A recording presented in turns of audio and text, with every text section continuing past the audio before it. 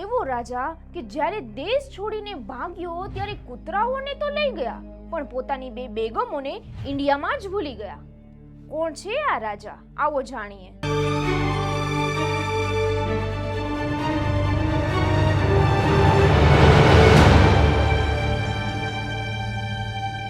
નમસ્કાર દોસ્તો, હું છું રશ્મિ આહિર અને આજે હું તમને એક એવી સત્ય ઘટના વિશે વાત કરવાની છું કે જે સાંભળીને તમારા હોશ ઉડી જશે. આ વાત છે દેશ આઝાદ થયો હતો ત્યારની. દેશ આઝાદ થયો એને ફક્ત 2 મહિના જેવો સમય થયો હતો. રાતનો સમય હતો અને કેશોદથી એક પાકિસ્તાન જવા માટે પ્લેન ઉપડે છે. આ કોઈ સાધારણ પ્લેન નહોતું. આ પ્લેનના પાછળના ભાગમાં સોના, ચાંદી, હીરા, મોતીના કિંમતી ખજાનો ભરાયેલો હતો અને આ એક રાજ્યની સંપત્તિ હતી. આ રાજ્યનો રાજા પોતાના ખાસ લોકો અને પાળેલા કૂતરાઓને લઈને પોતાનું રાજ્ય છોડીને રાતોરાત પાકિસ્તાન ભાગતા હોય છે. આ રાજા બીજું કોઈ નહીં પણ આપણું જે જુનાગઢ છે એના નવાબ મોહમ્મદ ખાન બાબી હતા. આ બધી વાતમાં એક ઇન્ટરેસ્ટિંગ વાત એ હતી કે જ્યારે નવાબ કરાચી પહોંચ્યા ત્યારે એને યાદ આવ્યું કે મેં બધા કૂતરા તો યાદ કરીને લઈ લીધા છે પણ પોતાની બે બેગમોને ઇન્ડિયામાં જ ભૂલી ગયા. નવાબને પોતાના પાળેલા કૂતરા પ્રત્યે એટલો પ્રેમ હતો કે જ્યારે ભારતમાં દરેક રાજ્યનો વિલય થયો ત્યારે આ જુનાગઢના નવાબે ના પાડી દીધી હતી કે જુનાગઢને અમે ભારતમાં નહીં વિલય કરીએ. પણ પછી જ્યારે દબાણ પડ્યું ત્યારે ભારત મૂકી અને પાકિસ્તાન ભાગી ગયા હતા. પણ પાકિસ્તાનમાં એની શું હાલત થઈ? એની સાથે એના જેવા બીજા 12 નવાબો જે પાર્ટીશન વખતે ભારત છોડી અને પાકિસ્તાન વયા ગયા હતા. આજે એના વંશજોની શું હાલત છે? હકીકત જાણી અને તમને આશ્ચર્ય થશે. નવાબ મોહમ્મદ ખાનની જો હિસ્ટ્રી જોઈએ તો નવાબ અફઘાનિસ્તાનનો જે બાબી કબીલો હતો એની સાથે જોડાયેલા હતા. આ કબીલો મોગલોનો વફાદાર ગણવામાં આવતો હતો. આ લોકો હુમાયુના સમયમાં ઇન્ડિયામાં આવ્યા હતા. હુમાયુને ઘણા યુદ્ધમાં આ કબીલાએ મદદ કરી હતી જેના લીધે આ લોકો મોગલોના ફેવરિટ થઈ ગયા હતા. સમય જતા જ્યારે શાહજહાંનો સમય આવ્યો ત્યારે એ સમયની અંદર કાઠિયાવાડ સહિત ગુજરાતના ઘણા ભાગો આ લોકોને સાચવવા માટે આપી દીધા હતા. હવે જુનાગઢથી સમુદ્રી કિનારો નજીક હતો જેના લીધે સમુદ્રી વેપારીથી જુનાગઢની રિયાસતને સારી આવક થતી. એટલે એ સમયની અંદર એક અમીર રજવાડું ગણાતું. આ વંશમાં 1990માં નવાબ મોહમ્મદ ખાન નવાબ બને છે. નવાબને રાજકાજ કરતા કૂતરામાં જાજો ઇન્ટરેસ્ટ હતો અને કાં તો વિદેશમાં રજા ગાળવા માટે વયા જાય. હવે રજવાડાનું મોટા ભાગનું કામ ત્યાંના દીવાન સંભાળતા હતા. આવી રીતે સમય વીતતો ગયો અને 1947માં શાહ નવાજ ભુટ્ટોને ત્યાંના દીવાન બનાવવામાં આવ્યા. જે જૂના દીવાન હતા એની તબિયત સારી ન રહેતી. પછી જુલાઈ 1947માં જ્યારે દેશના બધા રજવાડાને ભારતમાં ભેળવવાની વાત ચાલતી હતી ત્યારે જુનાગઢનું રાજકાજ ભુટ્ટો સંભાળતા હતા અને આ ટાઈમે નવાબ યુરોપમાં પોતાના મનપસંદ કૂતરા અને પોતાની બેગમોને લઈ અને રજા ગાળવા ગયા હતા. કહેવાય છે કે નવાબ કદાચ ભારતમાં જુનાગઢને ભેળવવા માટે માની પણ જાત પણ શાહ નવાજ ભુટ્ટો અને મોહમ્મદ અલી જીણા જુનાગઢના બદલામાં કાશ્મીર ઉપર દાવો ખેલવા માંગતા હતા. એટલે એને નવાબનું એવું બ્રેન વોશ કર્યું કે આઝાદીના દિવસે એટલે કે 15મી ઓગસ્ટ 1947ના દિવસે જુનાગઢને પાકિસ્તાનમાં વિલય કરવાની જાહેરાત કરી દીધી. વીપી મેનન, સરદાર વલ્લભભાઈ પટેલ આ લોકોએ નવાબને સમજાવવાની ઘણી કોશિશ કરી. કહેવાય છે કે સમજાવવાથી કદાચ નવાબ માની પણ જાત પણ ભુટ્ટોએ નવાબ સાથે કોઈને મળવા જ ન દીધા. નવાબ જ્યારે પોતાનો વિચાર બદલવા માટે તૈયાર ન થયા ત્યારે ઘણા કાઠિયાવાડી નેતા જેમ કે શામળદાસ ગાંધી જેવા લોકોએ ધીમે ધીમે મોરચો બનાવવાનું ચાલુ કરી અને વિરોધ ચાલુ કર્યો. હવે ધીમે ધીમે આર્મીએ પણ જુનાગઢ ઉપર કબજો કરવાનું ચાલુ કરી દીધું જેના પરિણામે જુનાગઢને ભુટ્ટોના ભરોસે છોડી 25 ઓક્ટોબર 1947ના દિવસે નવાબ પાકિસ્તાન ભાગી ગયા. હવે કેવી રીતના ભાગ્યા કઈ હાલાતમાં ભાગ્યા એ મેં તમને આગળ વાત કરી. જ્યારે નવાબ પાકિસ્તાન પહોંચ્યા ત્યારે એને રહેવા માટેનો બંદોબસ્ત કરાચીમાં કરવામાં આવ્યો.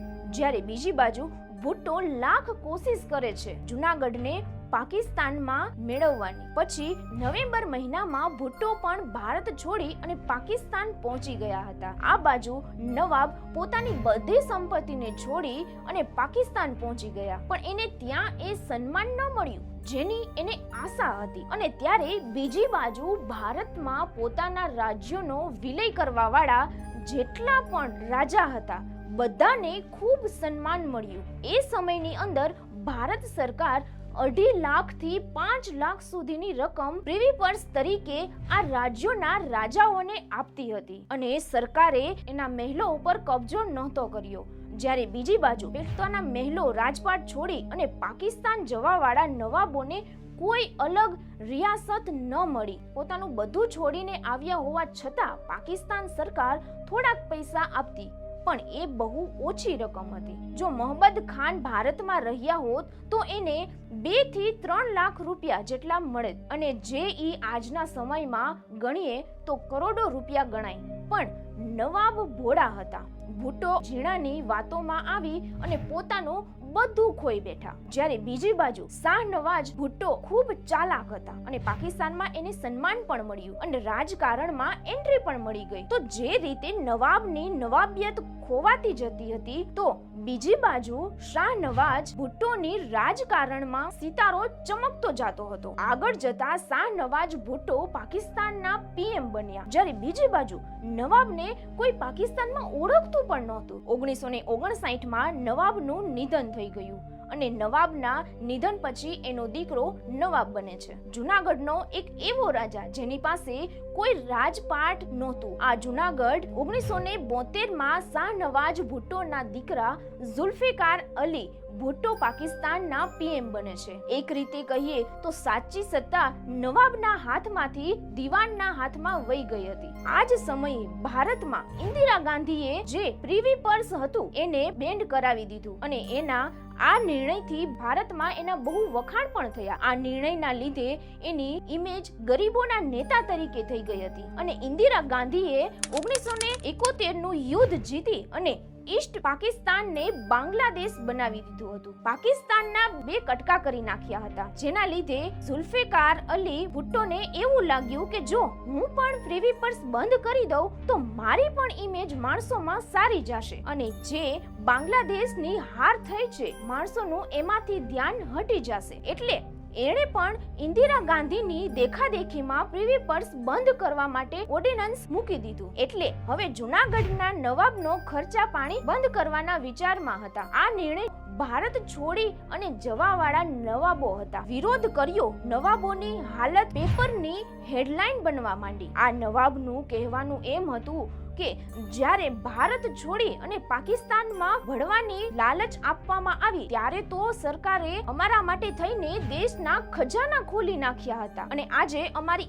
આવી હાલત, અમારી સાથે આવું વર્તન કરવામાં આવે છે. અમને જો ખબર હોત કે ભારત છોડી અને પાકિસ્તાન આવવાથી અમારી આવી હાલત થશે તો અમે કોઈ દિવસ ભારત છોડીને આવેત જ નહીં. ઘણા વિરોધ પછી ઝુલ્ફિકાર અલી અને ભુટ્ટોએ પેન્શન પાછું ચાલુ કર્યું, પણ આ રકમ બહુ ઓછી હતી. પાકિસ્તાન સાથે ભળવાવાળા રાજાને કોઈ ઓળખતું પણ નહોતું. પાકિસ્તાનની સરકારે, પાકિસ્તાનના લોકોએ કોઈ દિવસ આ રાજાઓને એનું સન્માન આપ્યું જ નહીં. આજે આ જૂનાગઢના નવાબને પાકિસ્તાનની જનતા પણ નથી ઓળખતી. આ નવાબના વંશમાં જન્મેલા 3જા પેઢીના મોહમ્મદ જહાંગીર ખાનનું એવું કહેવું છે કે મને મારા દાદાના આ નિર્ણય ઉપર બહુ જ અફસોસ છે. આ વાત એને એક ઇન્ટરવ્યુ દરમિયાન કીધી હતી. આ ઇન્ટરવ્યુ દરમિયાન એને કીધું હતું કે હૈદરાબાદ પછી બીજા નંબરની જૂનાગઢ મોટી રિયાસત હતી અને એના દાદા જૂનાગઢની બધી સંપત્તિ જૂનાગઢમાં છોડીને આવ્યા હતા અને